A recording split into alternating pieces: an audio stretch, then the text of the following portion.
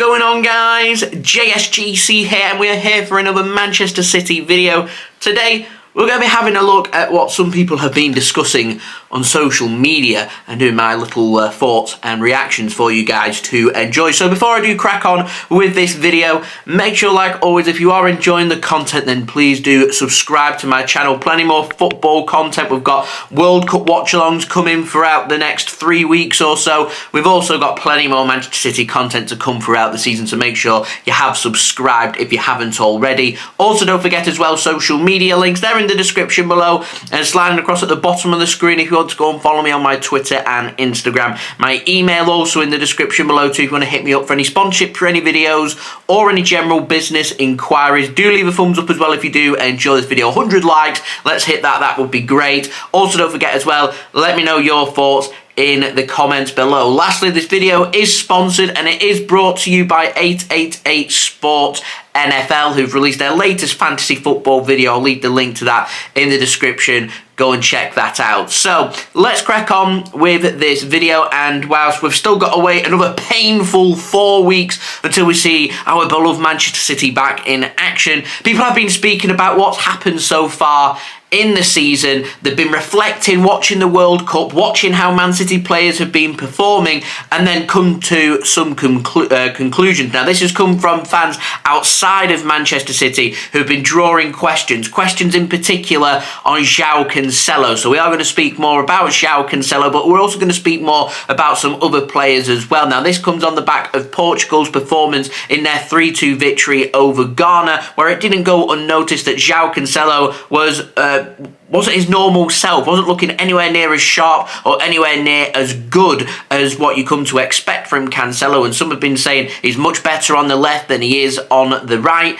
But he is a wing back, he is a full back, he can play at right back, he can play at left back, he can cover both of them positions, and he is a fantastic player. But the question does remain. Some have been asking, why does he look great for Manchester City and so poor for Portugal? Some people have been calling questions on Bernardo Silva, some have been questioning Ruben Dias as well. This is all coming from the Portugal game from yesterday, and it led me to the question and had a little bit of a reflection on Manchester City players so far this season. Just how have they been performing? And without Erling Haaland, who has been Manchester City's standout player, just where would Manchester City find themselves? Because if you remember, when we had the injury to Erling Haaland, Manchester City were really grinding for results. And so it leads to the question, just how well have the other players been performing? Could they be better? And what could they do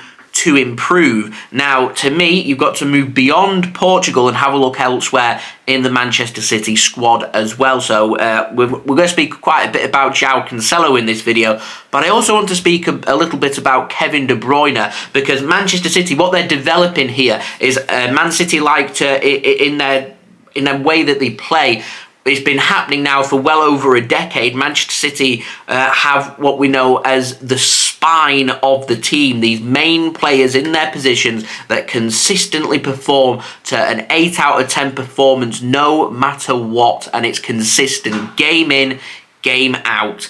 And we've had this before with players like Joe Hart, Vincent Kompany, David Silva, Yaya Toure, Sergio Aguero. These were replaced at Manchester City by a new spine of players. Players who I include players like Joao Cancelo, who's been incredibly consistent over the last 18 months or so for Manchester City. Ruben Dias, who has been one of Manchester City's best signings that we've made at centre-back. Also, other players now forming in midfield. Kevin De Bruyne, Bernardo Silva, and I'm going to add Erling Haaland up top for Manchester City as well. It's a new spine. It's a brilliant team. Yet, at times, take one of them players away from that spine and it can look very disjointed at Manchester City. Now, this is all to do with consistency. I don't have an answer to this question as to why in some games this season, Joao Cancelo hasn't looked his normal self. He has, to me, in some games, looked very poor, and it beggars belief to me why Manchester City in selling Alexander Zinchenko in the summer market, decided we are not going to go out there and sign a fullback. Let's not forget, Benjamin Mendy's going to have nothing to do with the club anymore. So we're already a fullback down that we've never replaced. We've let Zinchenko go as well, and we're now another fullback down. Now, we've brought in Sergio Gomez. He's young. He's going to take at least a couple of years for him to hit the ground running. And Manchester City, to me, needing another fullback. Kyle Walker getting no older. These injuries that he's had so far this season, I can see these being reoccurring injuries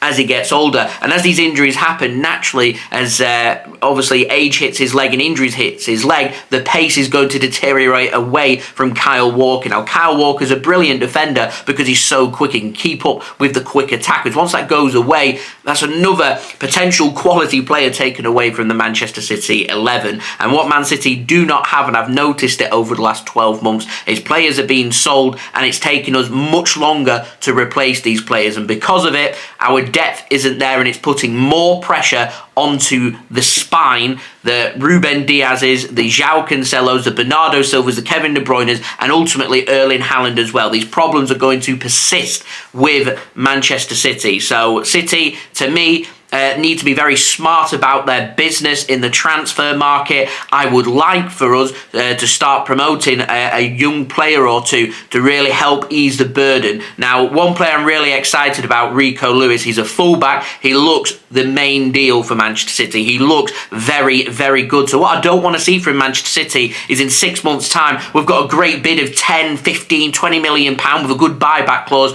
on your bike, we sell him. It's not what I want. That's how we've been doing our business. That's how our net spend is so good, but it's taking away these core young players that we could be using for the depth to ease the pressure onto the spine of the team. And it's player fatigue well and truly in there, and it's becoming more and more of a problem at Manchester City, and it's gotten to a point where Manchester City's reliance, because Cancelo to me hasn't looked anywhere near as good as what he did last season. Riyad Mahrez hasn't looked anywhere near as good this season as what he did last season. Bernardo Silva, he's been all right, but last season Bernardo Silva consistently 8, 9 out of 10 performances, game after game after game. Kevin De Bruyne looked a little bit leggy for Manchester City. Ruben Dias, we don't really know his strongest partner. Aymeric Laporte's come back, he's done really well. John Stones looks really good. Ruben Dias, finding him these partners, not really worked. And since the injury to Kyle Walker, when we've changed it up to what looks more like a back three, has suited our new signing Manuel Akanji down to the ground. However, it does mean that we look a little bit more disjointed, and this system doesn't really suit Joao Cancelo. It's not helped his confidence. He's gone into the World Cup, and again, not looking as strong. But he's a top quality player. All these players that I'm naming are top quality players. Only takes 1 or 2 good performances on the big stage at the World Cup. They'll come back to Manchester City and they'll look like a different player, is what I'm hoping for from some of these players that really do need a good pick-me-up. Some of them look like they need a really good break. Kevin De Bruyne looks exhausted. He got a man of the match performance against Belgium, so you might be sitting there thinking, JSGC, what on earth are you on about? But he didn't look very good, in my complete honest opinion. There were passes there that I would expect Kevin De Bruyne to make, and he didn't. And he's not looking anywhere near as sharp as what he normally does. So this needs to be balanced out. This needs to be managed well by Manchester City, because I've got a big concern right now going into the second half of the season with players coming back from the World Cup, because a lot of these players that I've named, I'm expecting them to make it to the very, very bare minimum, the last 16 of the World Cup. A lot of these players will go on to the quarter-final, semi-final, even the final. They're going to need a good 2-3 week break, because other players have had 2 or 3 weeks off. Erling Haaland,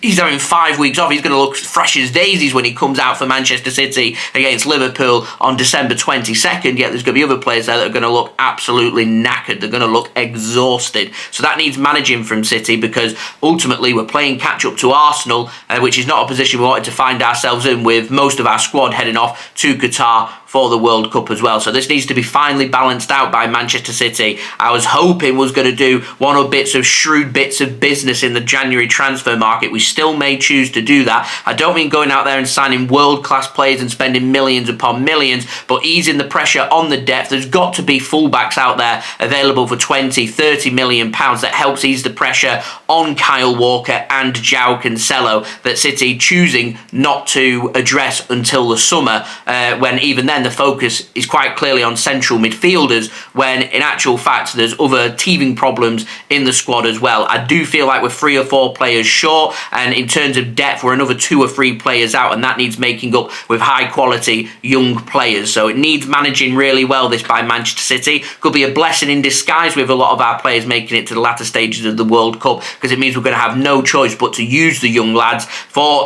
maybe, of course, the Liverpool game, but even a couple of the Premier League games as well, so they can showcase just what they can do. And this is the real opportunity for players like Cole Palmer, like Rico Lewis, to go from being these high quality young players into seasoned squad players for Manchester City in the first team. So it needs to be managed by Manchester City. I certainly don't think these players that I've mentioned today have been all round poor for Manchester City. There's been some games where they've been exceptional, there's been some games where they've been a little bit inconsistent, and it's up to City now to manage it and find that consistency after the World Cup, regardless of who goes on to win the World Cup, comes back beaming in confidence, and who comes back with their confidence shaken. Needs to be managed. It's going to be interesting. We're not going to be the only club facing these problems. What can Manchester City do? Let me know in the comments below. Don't forget as well, leave a thumbs up if you do enjoy this video. 100 likes is the aim, so any help towards that would be much appreciated. Also, don't forget as well, social media links, they're in the description below and sliding across at the bottom of the screen if you want to go and follow me on my Twitter and Instagram. My email also in the description below too, if you want to hit me up for any sponsorship for any videos or any general business inquiries. Subscribe as well if you're new around here. Press that red button, press the bell and put your push notifications on. The aim's 28k subscribers by the end of the year. Less than 330 subs away, so any help towards that would be much appreciated. Finally, do go and check out today's video sponsor, which is brought to you by 888 Sport NFL. Their latest fantasy video is in the description, having a discussion about Russell Wilson. What I find very interesting, I'm putting it out there to her, he needs to be in your NFL fantasy team. If your NFL's your kind of thing, go and check it out. The details and links, they are in the description. And I'm scraping the barrel here with content, but there's just not that much out there for Manchester City content right now. Interesting discussion, so I thought I'd do a video on it. So do let me know your thoughts in the comments below, and I'll see you all again real soon for the next Manchester City video. So I've been JSGC. Thank you everyone for watching. I hope everyone is safe and well. Peace. Ciao for now. We want to talk about the other football. Brilliant start for England. 6-2 win over Iran. USA, of course, that 1-1 draw with Wales, like we mentioned. Bale to the rescue, as always. But Adam, there's a huge clash on Friday, so we want to get your thoughts on that before we go. Yeah. I did not want to go into this situation desperately needing a victory, but I really sincerely hope that this is what's going to bring the United States together. Our little country, our little underdog team. Yes. I was looking forward to this match. I feel like we can match up pretty well with England. I think that anything is possible. I hope that the 6-2 victory over Iran gives them a little bit of gives you a little overconfidence to where you're like, it's okay, and it's the United States. It's not like it's the women's team, but I feel good. I think we're going to win. I believe that we will win, to coin a phrase. What's your prediction for that game? I think England will win convincingly. I can't see America launching any sort of sustained pressure in the game. I actually think England will win 4-0 at least. I think England under 21s would beat America. Look forward to getting your thoughts after that game and hearing from you next week, Adam.